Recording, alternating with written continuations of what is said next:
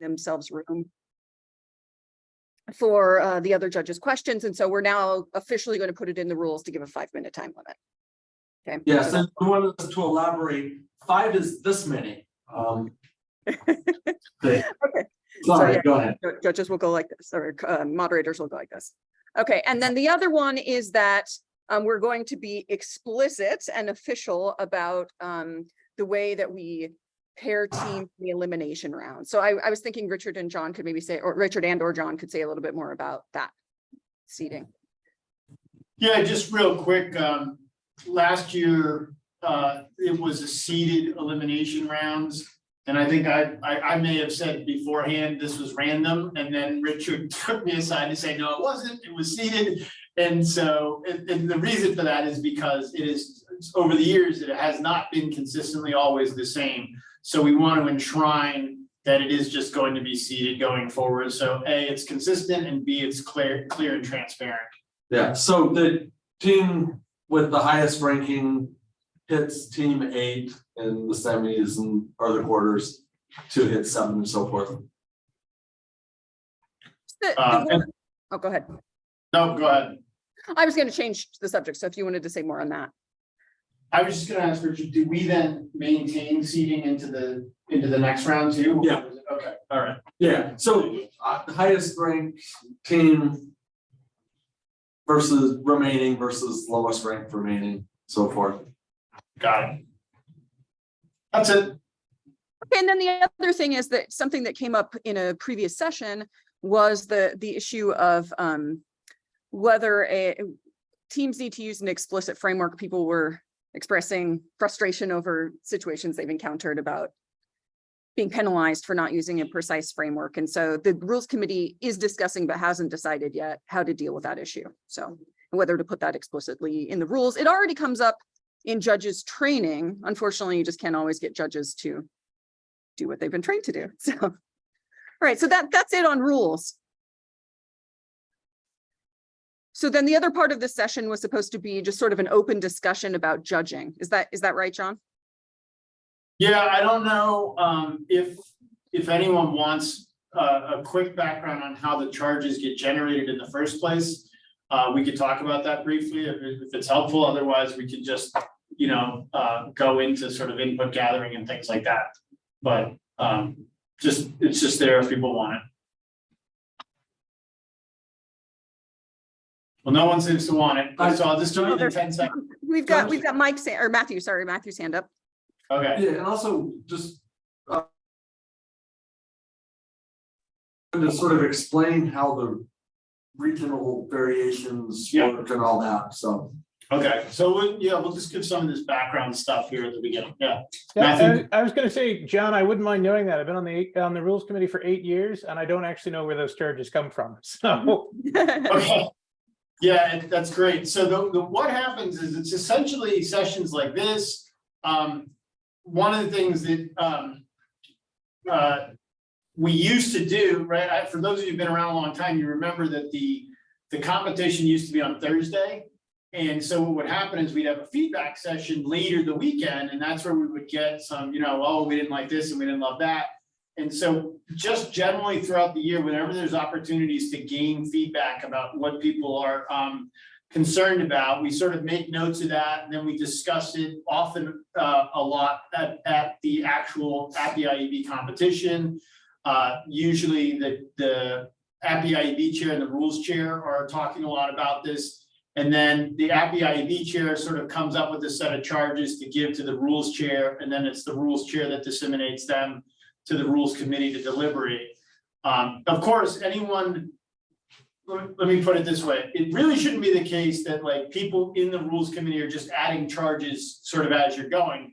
But let's say, Matthew, you're on the rules committee and you say, hey, IEB chair, could we please get a charge on for next year for the following?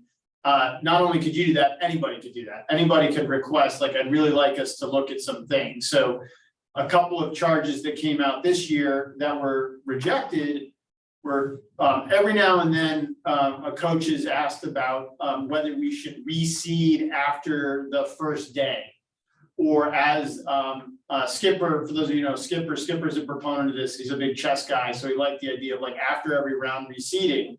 So the committee looked at that and ultimately rejected it. And it's just really some of these organic ideas that come up, and then we sort of pitch them out to the rules committee to take on whether, and we try to do this whether the chair of the APIEB chair, I try to be neutral. So I might think a suggestion is bad, but if enough people are making it, it will still go to the rules committee, if that makes sense. I try to take my own editorial view out of the editing process at that point.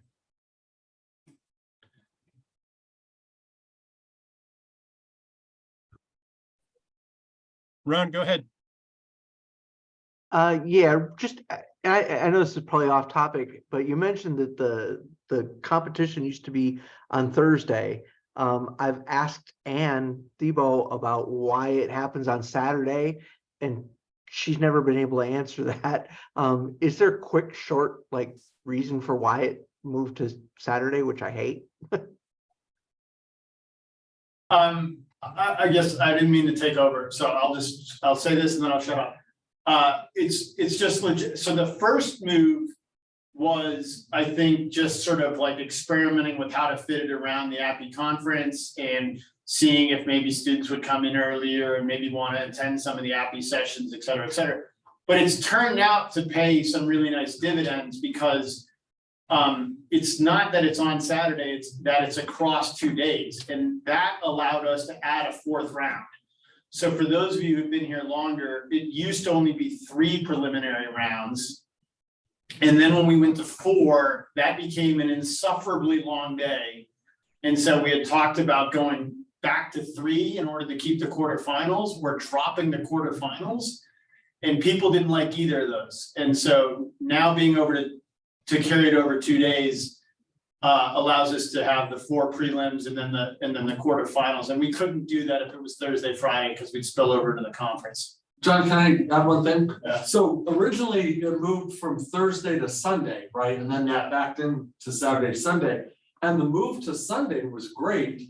Many years ago, prior to there being regional qualifying and all that, there were 40 teams, right? And then as API, I guess, was growing at the same time, and it was this Thursday event, we could never have more than 32, at least when Brian was running things, because API needed that many rooms. So the move from Thursday to Sunday was to free up 4 more teams, right? With an idea of maybe even getting all the way back to 40, but that sort of got dropped along the way.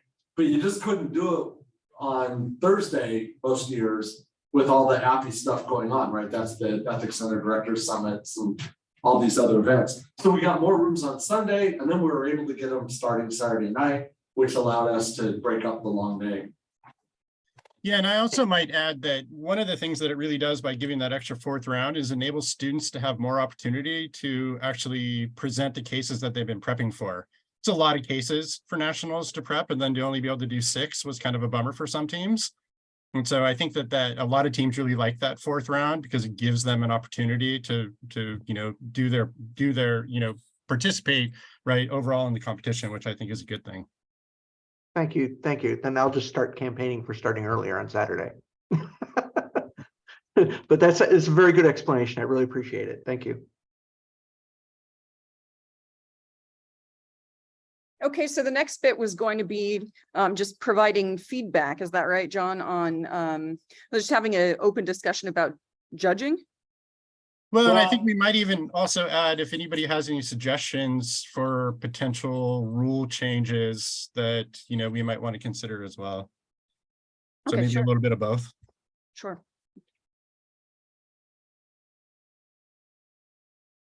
Sandy. Oh, yeah, Mike. And this is not a request for rule change. I'm just trying to remember. Are we having it so that, I know in regionals is probably whatever, but is it you can finish the sentence again, or is it that when time is called, you have to stop where you stand? We're letting you finish the sentence again, correct? No. I think that's not the case. Yeah, it's a actually. hard cut. It's a hard cut. Okay. Yeah. Thank you. Sorry, I was just having a brain fart. I will shut up now. Yeah, so if I remember correctly, we changed that a couple years ago because one of the problems is that some moderators will let the students go on for a minute, then, you know, sometimes 2 minutes. And so it's really hard to kind of gauge what that is. And so it just seemed to be more fair to make it a hard cut for everybody involved. Because then we get the complaints afterwards that, well, they got an extra, you know, minute or minute and a half, and we didn't get that. And, you know, so that becomes really kind of problematic just for overall fairness. Okay, so John's telling me that Joe, maybe first.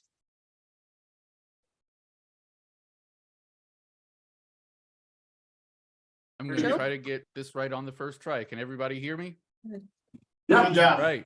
Good. So this is I call it a small rule change. It might not be a small rule change that I was talking about with a few other coaches at the most recent national tournament, and it has to do with when the timer starts during the Q&A round. I was suggesting that to at least mitigate the effects of one possible long-winded judge's question that could count against the team's time, just don't start the timer until after the first judge asks their first question.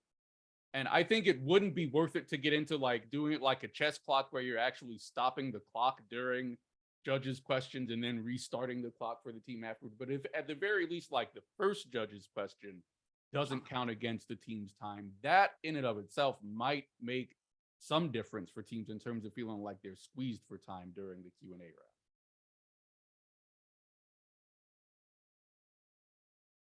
All right, Yeah, interesting suggestion. I wonder if that would extend the length of the round Yeah. pretty dramatically, given how long judges talk, myself included. But Yeah, it's and so that's something we'd have to think about, right? Because then that extension of time builds over the day. yeah. Larry. Yeah, it just struck me, usually this isn't done, but it might be good to build in an explicit warning to the judges that please make your questions brief and don't take up the student's time. If the judges if you do the thing with the first questions, that's great, but what about the second and third judge? So even just warning judges, I think, would probably be a good thing and result in significant improvement. Yeah, thanks. Yeah, I mean, that's definitely, I think that's something that we say during judges training, but should certainly emphasize. Well, and I think we probably need to emphasize that a little bit more in the moderator training as well. I was thinking you Just could. make sure. Oh, I'm sorry, Sandy, go for it. Just say it at the beginning of the judges' questions. Every time before the judges ask their questions, the moderator says, please remember, judges, blah, blah, blah.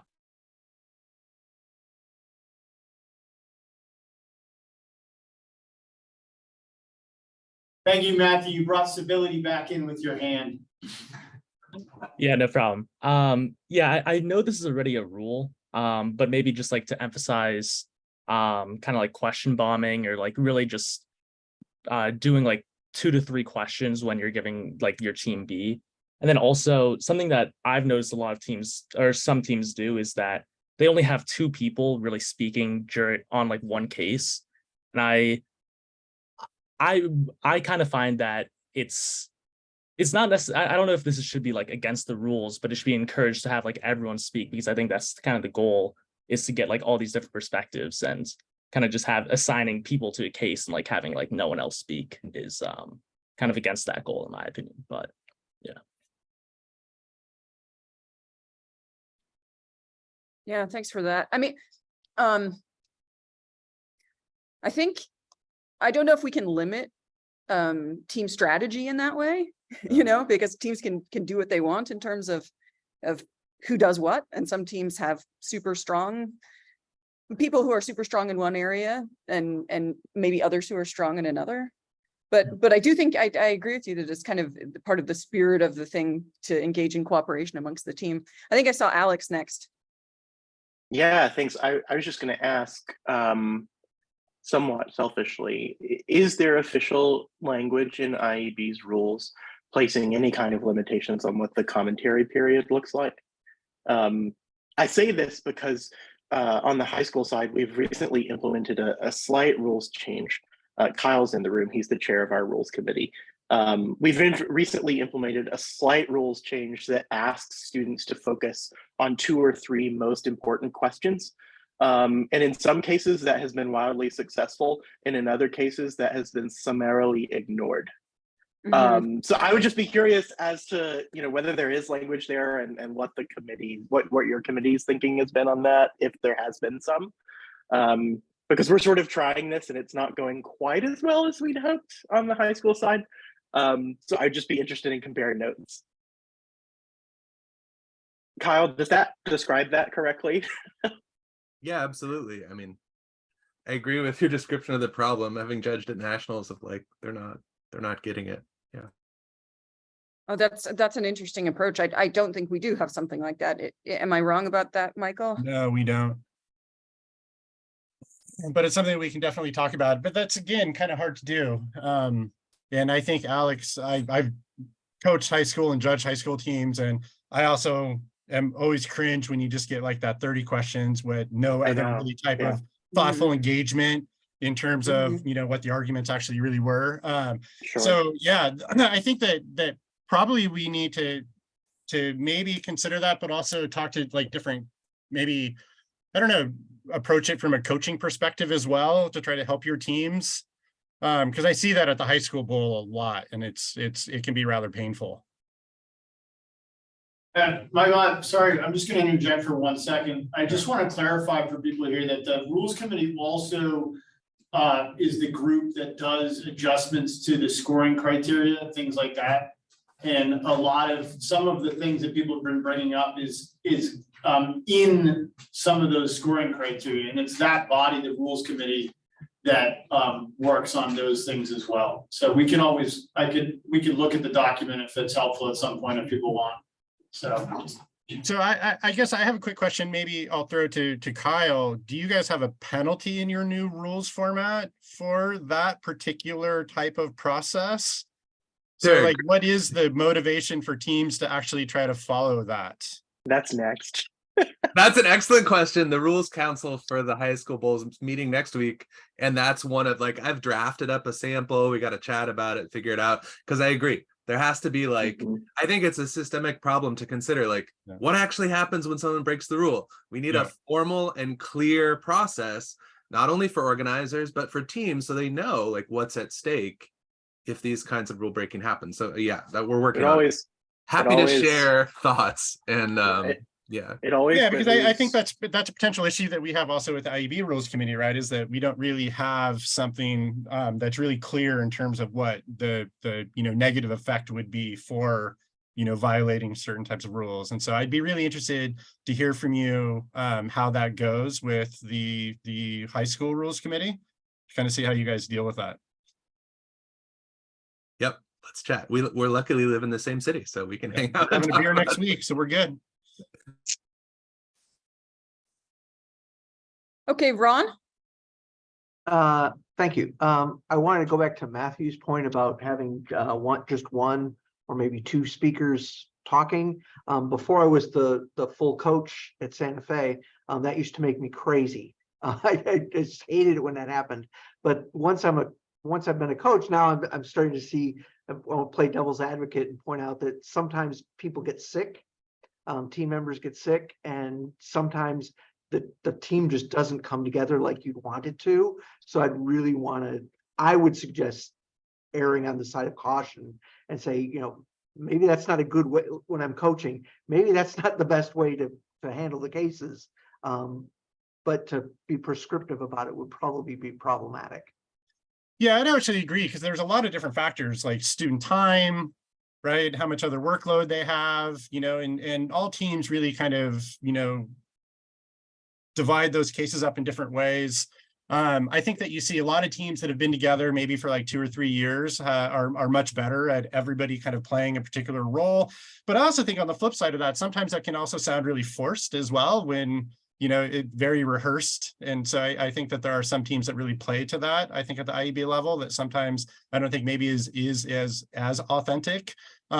But again, I think that we need to leave that up. I would agree with you. We need to err on the side of caution. I think we need to leave that up to the particular teams and the way that they are approaching their preparation and the way that they want to do it. So for a lot of you that are new, in the beginning days of the IEB, it was only one person could do the initial presentation. And that was terrible because you'd have students that would freeze. And if you froze on that initial presentation, you've lost that match. You can't come back from that. Like it was a done deal. So I think that was actually a really good change to enable multiple speakers. And again, different teams really kind of approach that in a different way in terms of, how they're going to do each case. And so I would argue that we would want to be on the side of caution there and not really dictate that.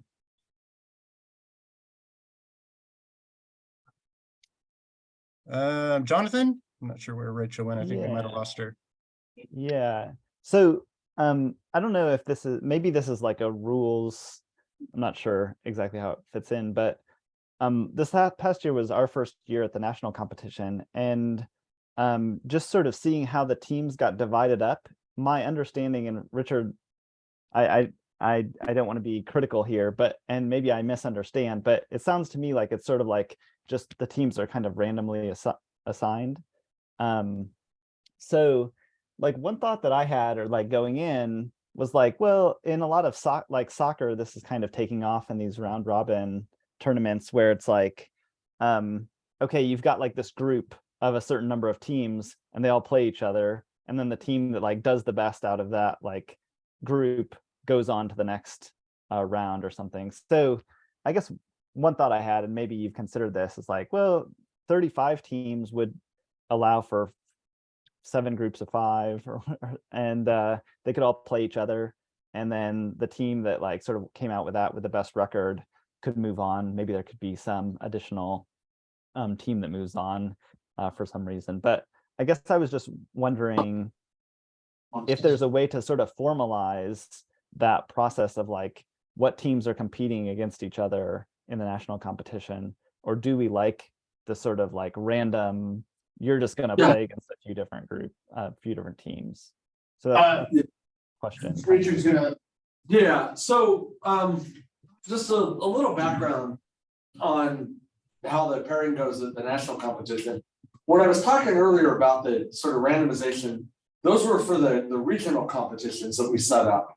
Mm-hmm. For the nationals, what Pat used to do, way back in the day, was sort of figure out all the teams that he thought were historically very good and do a random schedule, but make sure they weren't all kind of eating each other up. And then we looked at that back away and thought, well, that's sort of really unfair because it's, guaranteeing that certain teams have a potentially easier schedule. So we went to kind of a completely random process for a while. And then we started doing this hybrid thing where we thought the thing to focus on was matchups from regional competitions, right? That we didn't want teams hitting teams that they might have competed against to get there. So what I end up doing now is we have all the teams ranked, right? You in your region, if there's 4 bids, you might be the number 1, the number 2, the number 3, and so forth.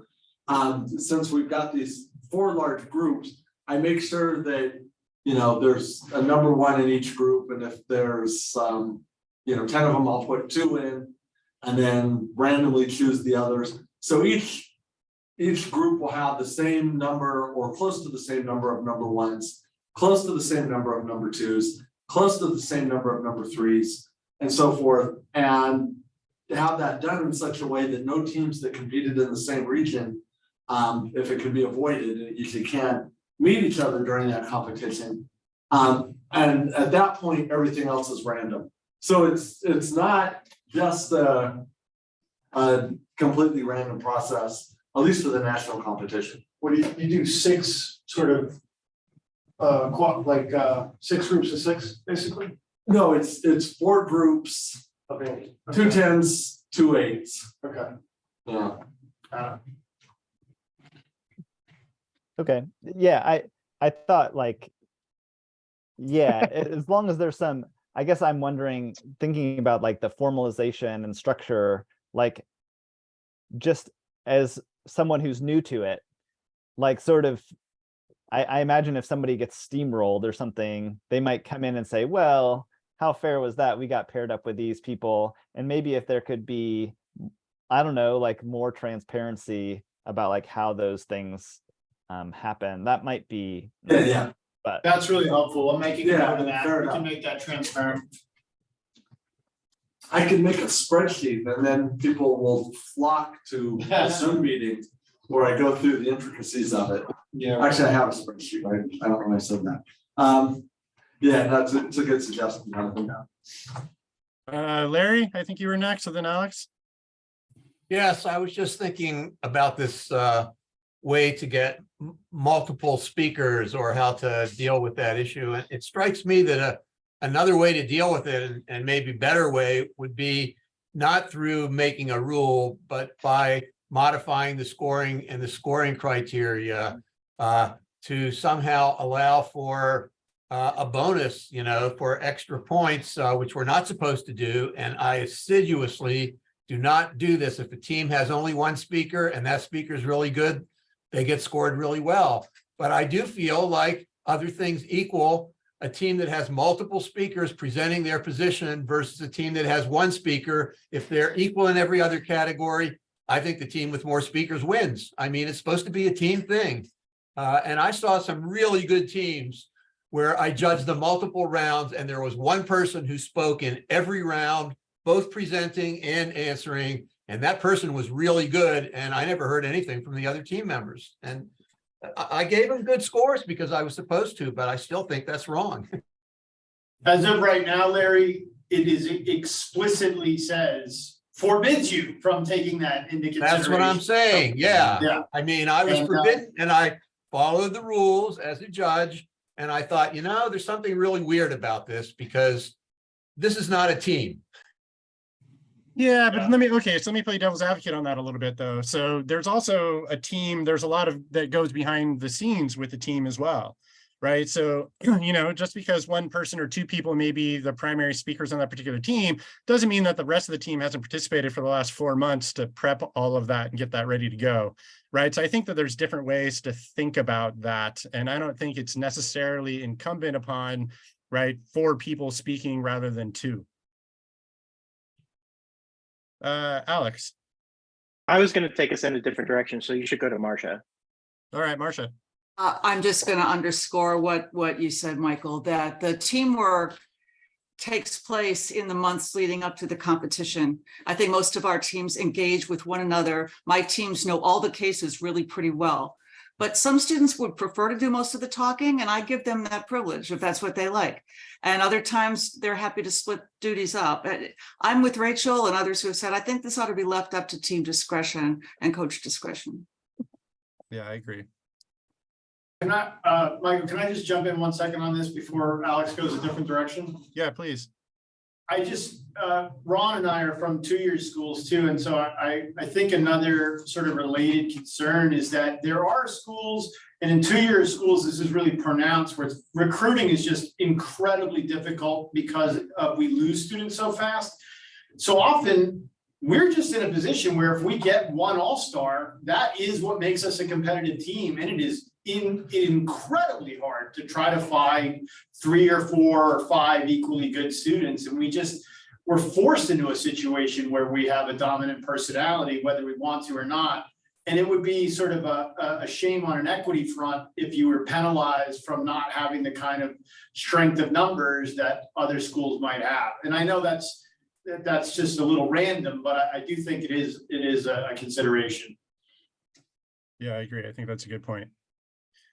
Alex, you're going to take us in a new direction. Let's roll.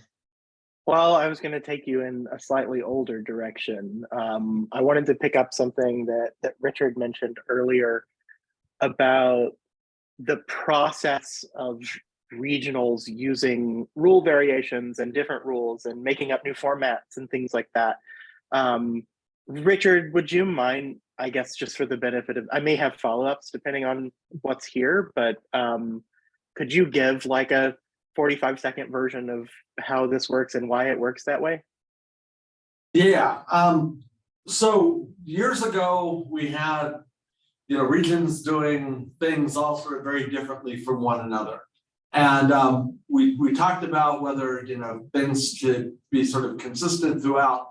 And one thing that emerged from the discussions is the idea that we get really good information from regions that do things differently, and then they provide feedback based on it.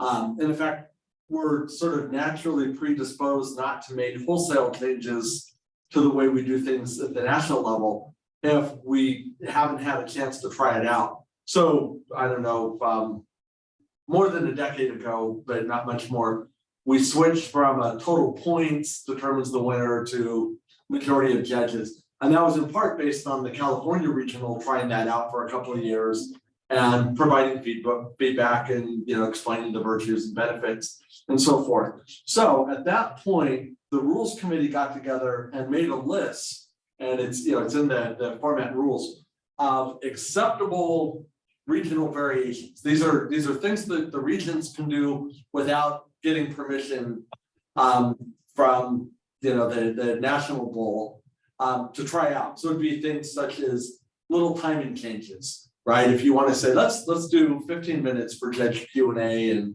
take a couple minutes here or add a couple minutes there, or different ways of determining the winner, total points,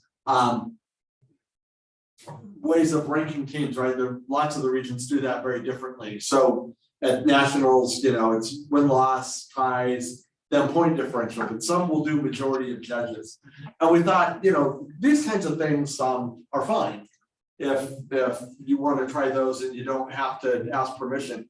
But if you're considering something that sort of might make one wonder if it's still the same activity, or just moving in that direction, then you should have to petition the council and get permission for a vote. So we have this list, and we we occasionally add to it, and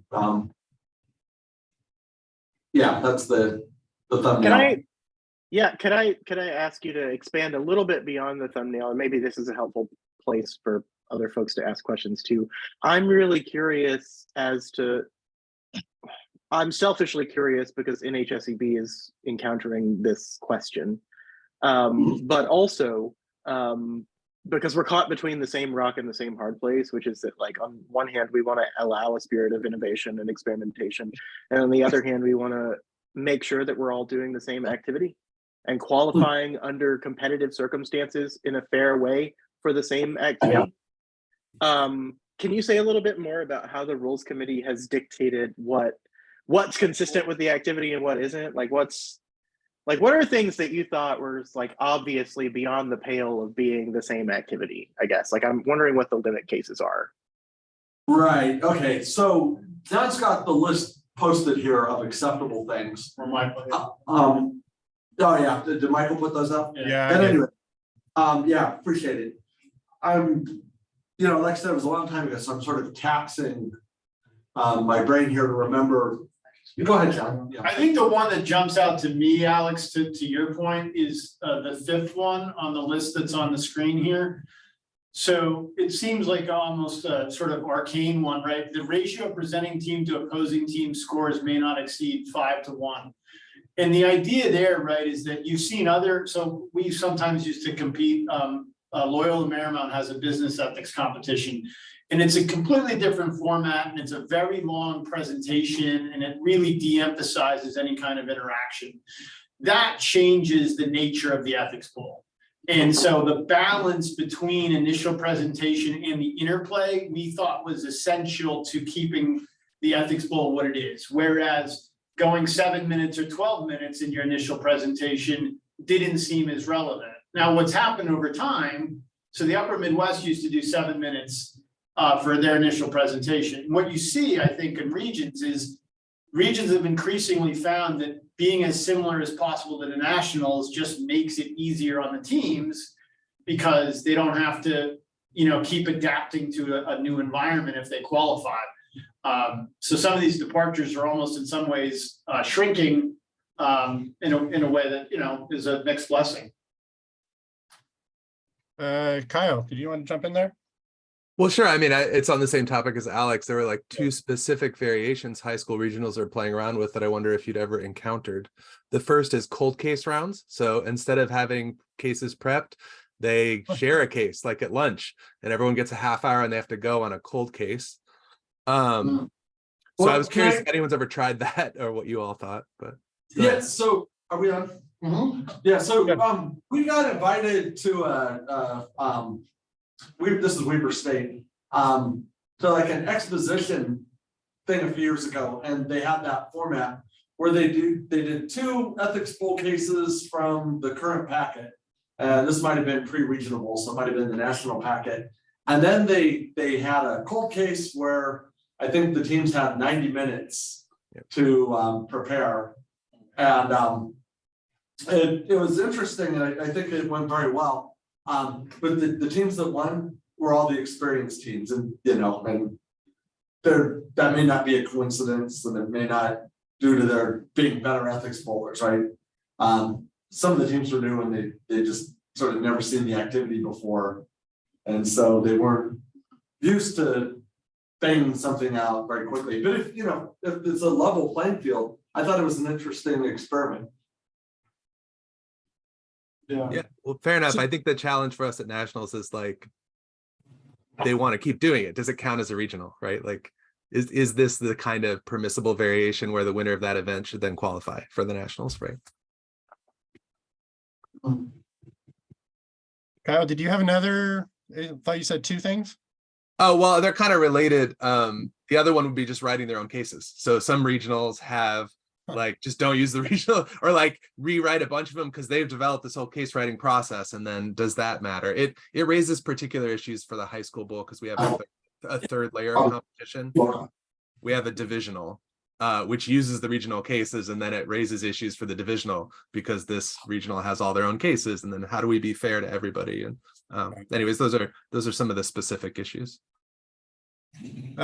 Michael, did you want to jump in?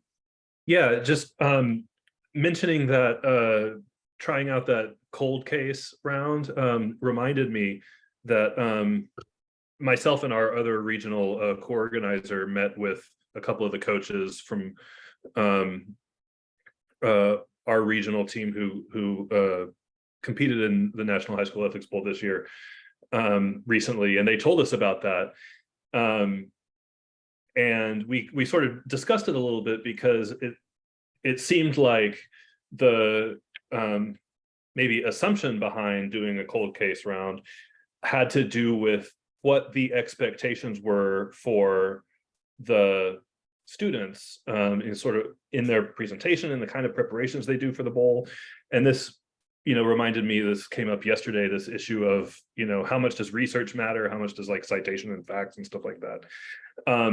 So in the context of this conversation, maybe the broader question is, if we're thinking about allowance for rules variations, how much of that allowance and how much of those restrictions on rules variations are driven by what we take to be sort of the goals of the bowl, right?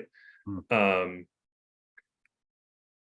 then what's the relationship between those two things, right? Alex. Go ahead, sorry, Michael. I think Alex was next, John. I just put a thumbs up to say up. that was an expert framing of what I was trying to get at. And I suspect that it is likely, and the reason behind my initial question is I suspect that NHSUB and IUB are framing this in slightly different ways. And that largely has to do, as Kyle suggested, with the fact that we've recently instituted a new level of competition between regionals and nationals. And that we're facing like outsized sort of ebbs toward consistency and fairness for that reason. Yeah, Kyle, I'll just real quick here.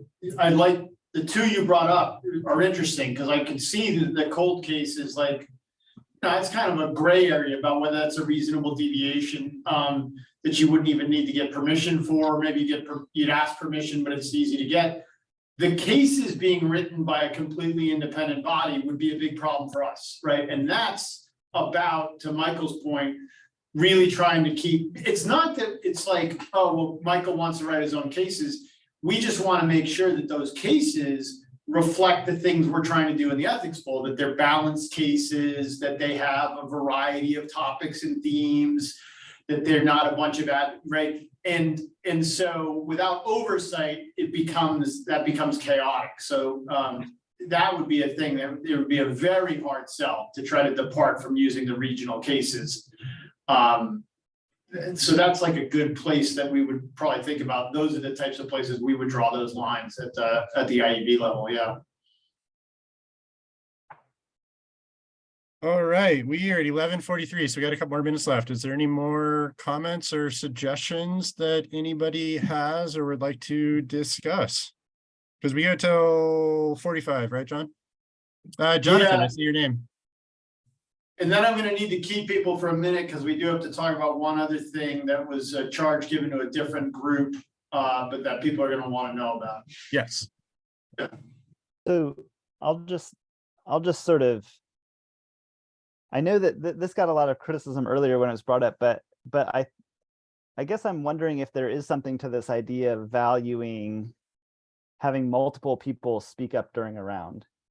So like the reason I bring it up is like I think watching some of the I don't know that any of the teams I saw last year, but like historically, I feel like there have been some teams that are really successful that have like just one person that are just really good. And it seems like although that's a benefit to allowing some smaller schools or something to be successful, it also, like, me as a coach, I sort of thought about like, well, would it be better if I just like cut my team size down? Like, would my team be more successful if I just cut people off of it? And that way, like, they don't have room to like say something crazy in the middle of the round and throw our team off, and then like starts chaos. And I just didn't want to do that. Like, that seems antithetical to what we're trying to do. And so it seems like they're like, I don't know. I don't know that there's like a fix, but I guess I just wanted to share that like personal experience of thinking like, oh, maybe my team would be better with less than 5 people on it. And that I don't want the rules to encourage that.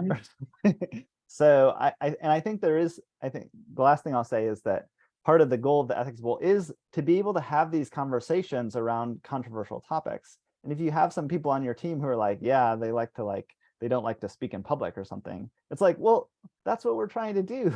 We want you to be able to speak up in public when there's a controversial issue on the table. We want you to be able to articulate why you think that way. So I don't have any good solution other than just sort of saying like, I'm sympathetic to that worry. It does seem like there's some value to having a broad number of people speak, but I don't know how to solve it. Marcia, do you want to respond? Well, yeah, just quickly, I have to laugh at the idea of the team members saying crazy things because I've had that worry myself. And I feel like a rule that requires everyone to speak makes that all the more likely to happen. Some character is going to feel like I have to add something even if I don't know what's going on. That's all. Matthew, I think you were next, and then we'll go to Audrey. Yeah, I actually completely agree. And I'm speaking from my own personal experience where basically I'm not very comfortable just like speaking like in these competitions or whatever. But basically, I think part of the preparation should be training people with these life skills to do that. Because, and I wouldn't say I'm like that good at it right now, but it's like I'm glad that I'm in an environment where basically they're saying to me like, okay, you should like speak every single round, like build this skill, and we're going to help you and support you through it. And I feel like there are a couple of rounds where basically it could just be one person speaking, and we'd probably do a lot better because they're just an expert on that topic. But that's not really what we want to do. We want it to be like, and I will say, like, I do agree that a lot of the team work and a lot of the effort can go on behind the scenes, but I still think there's a lot of value in one, making people not, I mean, it sounds kind of bad, but it's like, I think that's how you grow these skills. So that's my opinion. But I'm just gonna, I want to just insert something here, which is in the next session, we've got some breakouts and one of them's on coaching and one of them's on judging. And this conversation might spill into either one or both of those. Because I tend to, my response to Matthew and John is I actually tend to think of these as coaching issues. And so it'd be kind of interesting to continue this conversation. And I'm saying this because I need to cut this conversation short. I'm very sorry, Audrey and Larry, because we do need to share some other important information with you all before we hit the hard stop here. In addition to the Rules Committee charges, so the Rules Committee gets charges from the Ethics Bowl chair. They vote, they send their findings to the Ethics Bowl Council, and the Ethics Bowl Council votes to approve or reject those. And then ultimately there's an API committee that can also reject any proposals from the IEB Council, correct? Or they can't say modify them, but that goes to. Before they become rules? No, it's. Use anything with financial. Oh, okay, all right, never mind. So anyways, the IEB Council votes on them. But another thing came out of the IEB Council recently that's important for you all to know about, and this is related to an organizational issue. So some of you are from California institutions, and some of those California institutions are public institutions. Currently, California has a law that will not allow public institutions to use public funding to travel to places like Cincinnati, Ohio. And so the Ethics Bowl Council voted to create a work group to figure out whether and how to accommodate such schools. And among that conversation was a side conversation about whether, if we were to accommodate California schools, we should accommodate any other schools that had a hardship case, right? I'm in Alaska, it's really hard to travel. I'm a community college, we have no money. Beat it, get out of here. Yeah. So right now, that work group voted to adopt, to do the following. They voted to allow an exception for the California schools so that any school that was in that position would be able to compete in the IEB National Championship virtually. And then there's a set of logistical guidelines that the committee also recommended be put in place. And the other recommendation from that group was that it was open to those California schools and only open to those California schools. And the reason for this is the worry about the Pandora's box. So I just want to say one quick thing about that. So Ron's at a two-year school, as am I. Our schools, and many other schools too, always cry poor, right? And so Greg Wright had brought this up, who's also at a two-year school. Hey, what about us? Here's my concern about that. My school would find money for us if we qualified, unless they knew there was a virtual option. And so once you start opening this up to hardship cases, it's very likely to spiral. So we wanted, the group sort of thought through this, and I believe they're thinking, and I don't know if Rachel's still in the room and anyone else who's on the group can speak to this. Sandy, I see, is in the room. I don't want to misrepresent it, but my thinking was that was the reasoning behind drawing that circle very tight. So their findings of the work group was then sent to the IEB Council, and the IEB Council is in the process of voting on that. It is not finalized. It looks like it will pass. And the thing that affects all of you who are not California public institutions is that you will likely see an announcement as we're heading into the regional session that qualifying teams may wind up in one virtual round if we have this situation with California teams. But the recommendations from the group are no team would have more than one virtual round against the California team. And then there's some other things like you could all be in the same room in the conference. The judges will be virtual, so it doesn't advance. It's not like the in-person teams looking at in-person judges, that type of stuff. So they thought through all the nuts and bolts of this. And so just stay tuned for the final details of that, which are probably going to be coming out in a few weeks. So very important clarification. right? It's each school may have up to one match virtually in the qualifying. Correct. But in the event that multiple teams from California advance to the quarters, semis, and finals, right, you might have a virtual match in each of those. It's highly unlikely, but yeah, you only get one in the qualifying, is the guarantee. That's right. And then the other thing was that, in the interest of trying to keep people involved and not losing excitement for virtual matches, that Appy is going to make possible the streaming of any elimination round virtual match. So if you happen to have a quarterfinal involving a California team, that would be streamed so that you could have a larger group of people view it. I don't think, am I missing any details? Sandy, Rachel, I think Matthew's here too. Yeah, this was just for this circumstances, right? So just for the California teams, just this year even, to see what's going to happen, because we did talk about the possibility that there will be more schools, that states that don't want to send people to different states for different reasons. And so this is just, at least my recollection is, this is just for this set of circumstances.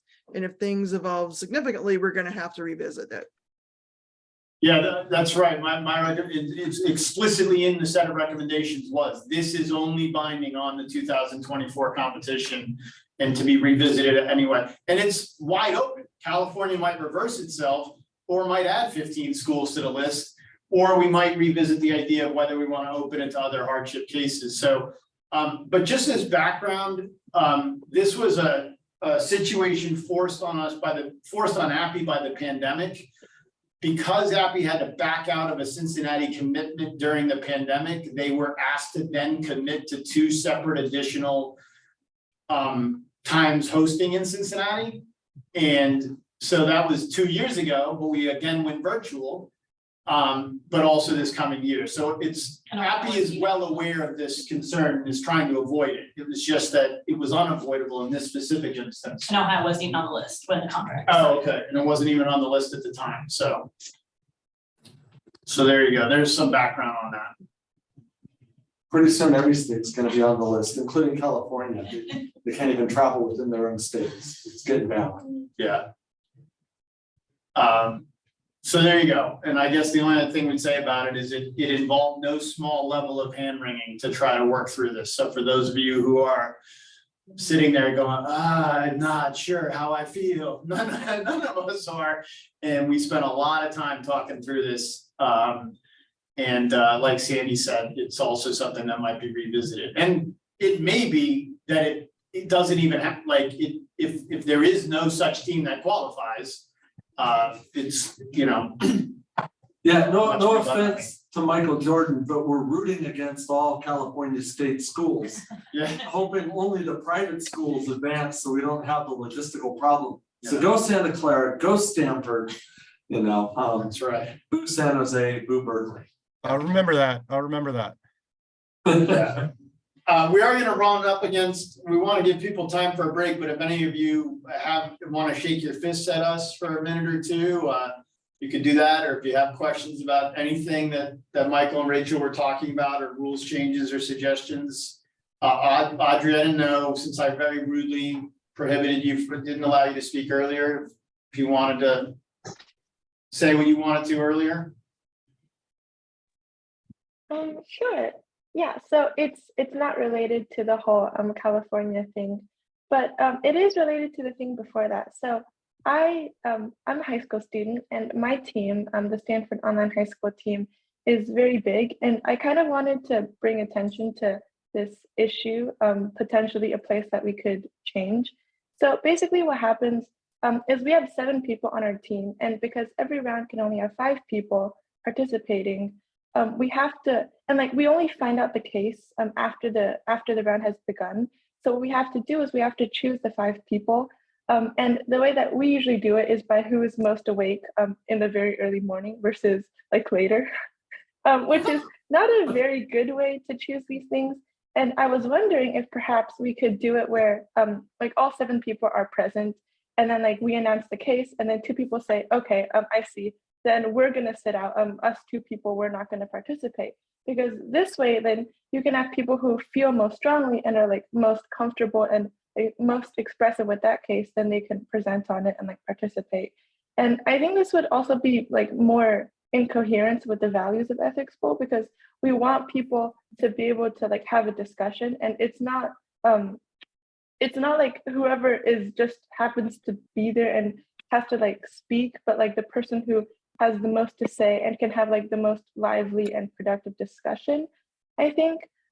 So I don't know, that might be a potential way that like it's a very small issue, but it's been something that has come up for us because we are a relatively large team. Marcia, do you want to take that? Just really quickly, I think that's a very interesting situation that you face. And one way that our school has dealt with it when we've had a team of 7 or 8 is you have to just share cases. So you have to make sure that whatever 5 are sitting at the table at any time, and whatever case comes up, somebody of that 5 is fully prepared to present well on that case. So that means you have to have people sharing all and only the same cases. It's a little bit difficult to do, but it's not at all impossible.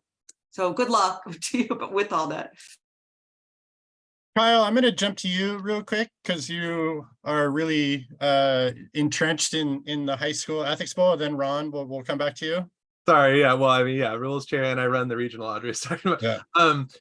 Yeah. No, I mean, I hear you, Audrey. I think the rules committee could consider, what is the right number, but there's always going to be a number, right? There's this reductio of like, oh, it's a team of 15 and we seat the 5. You're so there has to be a number, I think, because of just the logistics of running around. And if you have a whole 30 people on the teams is too much to have a real conversation, but we could definitely consider, I'm not sure there's anything magic about 5, so we could consider what is a good number. That's right. Ron, did you want to jump in? You were next. Yeah, I certainly am sympathetic to Audrey's concern here. It really sounds prejudicial against teams that struggle, like John mentioned before, that who struggle to just get 4 or 5 team members, and they've got to do all the work. But now you've got a cadre of a dozen people standing there, and they're real quickly picking and choosing. Oh, that's my case, so I'll be there. That's just radically unfair. It strikes me. But again, I'm sympathetic. I get where you're coming from, but I really strongly object to that. Larry, and then we'll go back to John, and I think he's going to probably move us forward. Yeah, I was thinking the same thing, really, that a team with 5 at the table has a competitive advantage, other things equal, over a team with 3 at the table. And certainly having 7 people and allowing the 2 people who say, oh, I don't really know that case.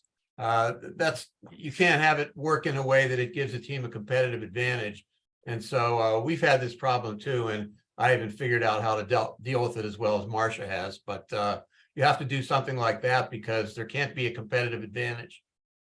Yeah, I would agree. It's a fairness issue. I agree with Marcia. Like you just need to make sure that all of your teammates are prepped and ready to go. And a lot of you know that have been coaching for a long time, a lot of times it's the luck of the draw, which cases come up, which ones don't, whether or not you're presenting or you're doing a commentary. So there's a lot of different factors that play into it. John, we're going to hand it back to you. I think we're a little bit over time. Yeah, it's actually Richard that wanted to chime in real quick, and then we'll wrap it up. Yeah. So let me just do this briefly. To Audrey's point, there's a real logistical problem that doesn't emerge in the way that you set this up. So we put 7 people at the table, for example, or 8 or whatever the number is, and then announce the case. Well, that's great for team 1. They can pick the people that they want.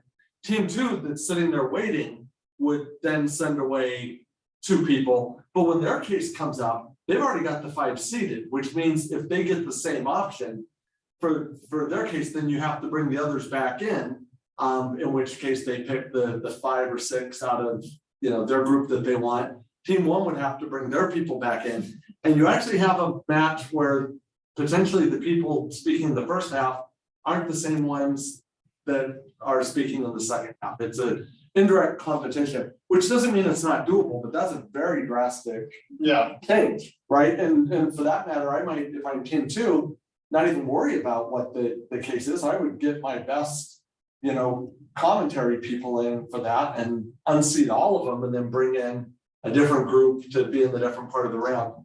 And so it's not just a simple matter of, having somebody show up and two of them leave.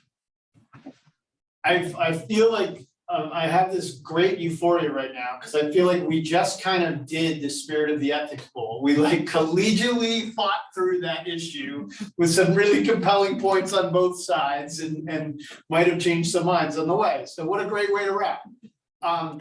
The next session is the last session. It's also going to be a ton of fun because this is where we get to have some breakouts and have smaller group discussions.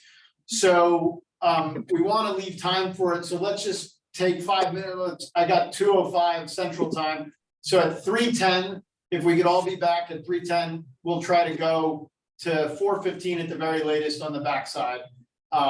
So come on back for 3:10 and then we'll kind of, if Rachel's able to join us, she'll set up the situation.